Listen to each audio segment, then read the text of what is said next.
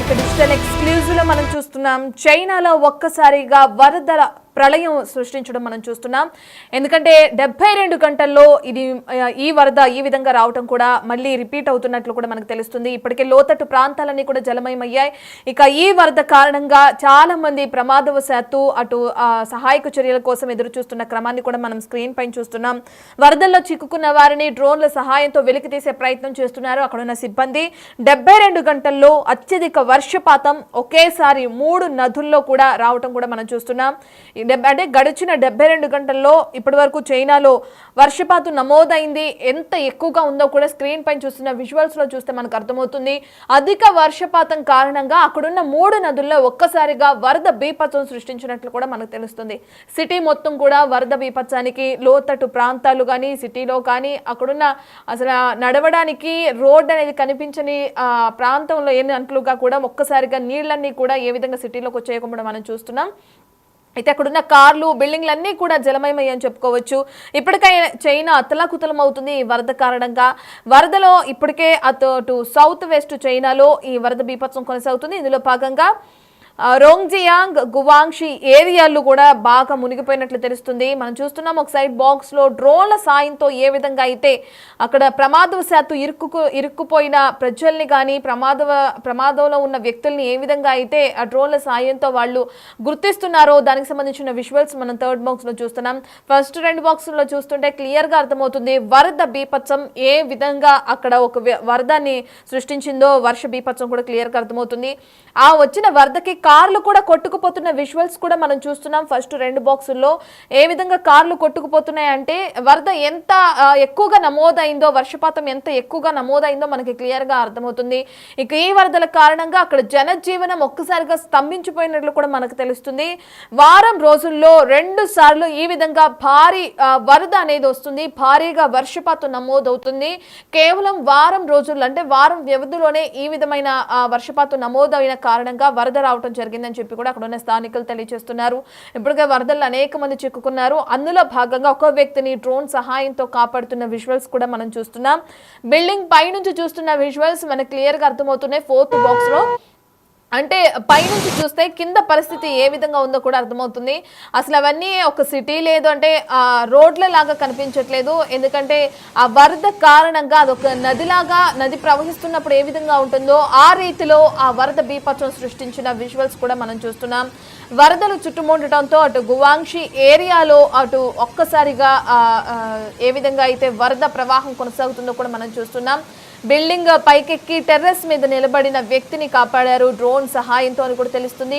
హెలికాప్టర్లో ఆ వ్యక్తిని సురక్షిత ప్రాంతానికి కూడా తరలిస్తున్నారు. ఇప్పటికే అటుపక్కనున్న ప్రజలందరినీ కూడా సురక్షిత ప్రాంతాలకి తరలిస్తుంది చైనా ప్రభుత్వం. దీంతో పాటు గువాంగ్షి ఏరియాలో కొన్ని కార్లు కొట్టుకుపోయినాయని చెప్పి కూడా అక్కడున్న అధికారులు ధృవీకరించారు. మనకి విజువల్స్ లో క్లియర్ గా అర్థమవుతుంది. కార్లు కూడా కొట్టుకుపోతున్నాయంటే వర్షం ఏ విధంగా ఎంత మోతాదులో నమోదైందో కూడా మనకు తెలుస్తుంది. దాదాపు 3 లక్షల మంది నిర్వాసితులు కూడా అక్కడ ఆశ్రయం కోల్పోయినట్లు తెలుస్తుంది. ఈ 3 లక్షల మందిని కూడా అక్కడున్న స్థానికుల్ని కానీ ఏదైతే వరద ప్రాంతంలో ఉంటున్న వారిని మరి ముఖ్యంగా అక్కడున్న అధికారులు సురక్షిత ప్రాంతాలకి తరలిస్తున్న క్రమాన్ని కూడా మనం చూస్తున్నాం. ఏదేమైనప్పటికీ ప్రస్తుత కాలంలో పర్యావరణంలో వచ్చిన మార్పుల కారణంగా చాలా వరకు ఫైర్ యాక్సిడెంట్లు జరగడం కానీ ఈ విధంగా వర్ష బీభత్సం సృష్టించడం కానీ సమ్మర్లోనే ఇక్కడ హైదరాబాద్లో కూడా మనం చూసాం.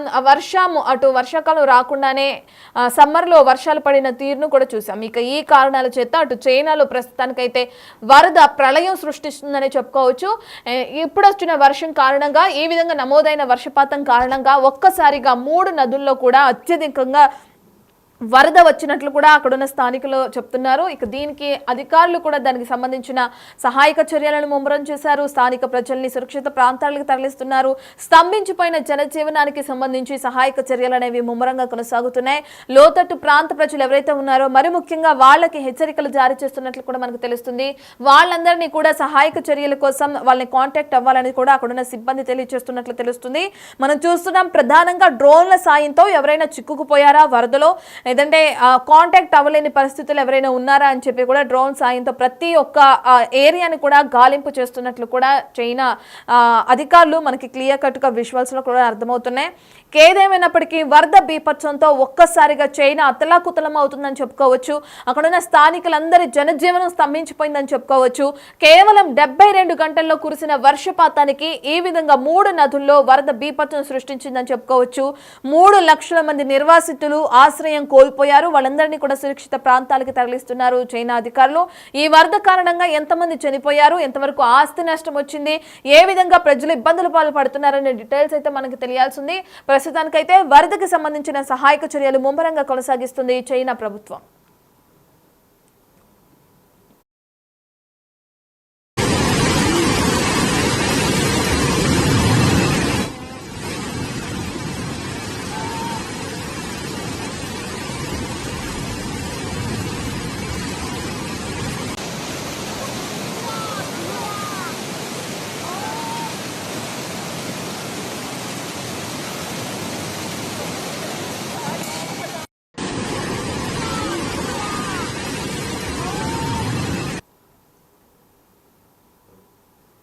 రైట్, మనం స్క్రీన్ పైన చూస్తున్నాం వరద బీభత్సానికి ఆ రోడ్లో అన్ని జలమయం అయిపోవడం, ఇక అదేవిధంగా అక్కడున్న సిటీ మొత్తం కూడా నీట మునిగిపోయిన ఘటనలు కూడా నెలకొండం మనం చూస్తున్నాం.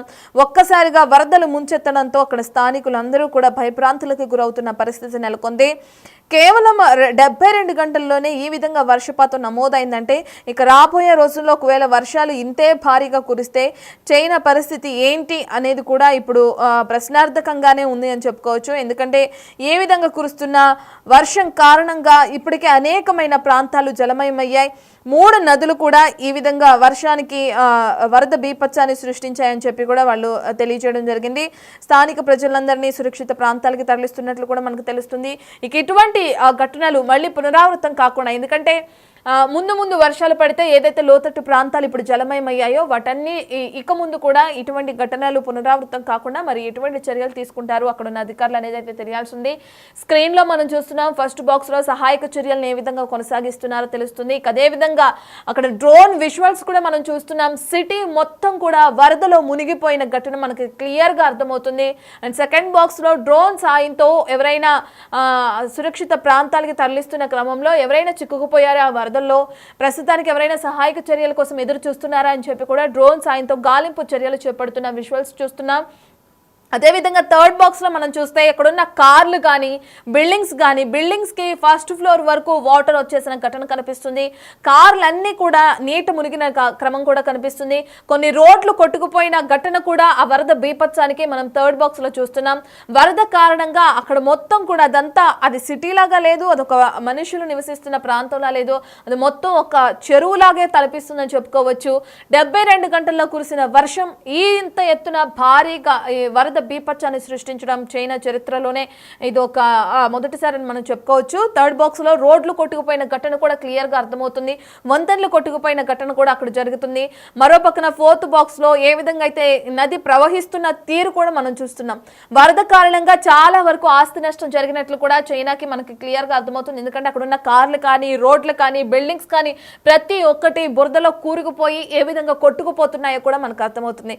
మరి ప్రాణ నష్టం ఎంత జరుగుతుంది? ఈ వరదల కారణంగా ముందుగానే అధికారులు హెచ్చరికలు జారీ చేశారా ప్రాంత ప్రజలకి, లేదంటే ఎవరైనా ఆ ప్రమాదవశాత్తు మరణించడం జరిగిందా, ఉన్న ప్రజలందరినీ సురక్షిత ప్రాంతాలకు తరలించారా లేదా, ఈ డీటెయిల్స్ అని మనకు తెలియాల్సింది. ప్రస్తుతానికైతే 3 లక్షల మందిని సురక్షిత ప్రాంతాలకు తరలించారు. 3 లక్షల మందిని అక్కడ సేఫ్ జోన్ కి తరలించినట్లుగా కూడా తెలుస్తుంది. 72 గంటల్లో కురిసిన వర్షానికి ఈ విధంగా ఉందంటే ముందు కురుస్తున్న వర్షాలకి ఆ ప్రాంతం ఏ విధంగా ఉంటుందో అని చెప్పి కూడా స్థానికులు భయభ్రాంతులకు గురవుతున్న ఆ క్రమాన్ని కూడా మనం చూస్తున్నాం.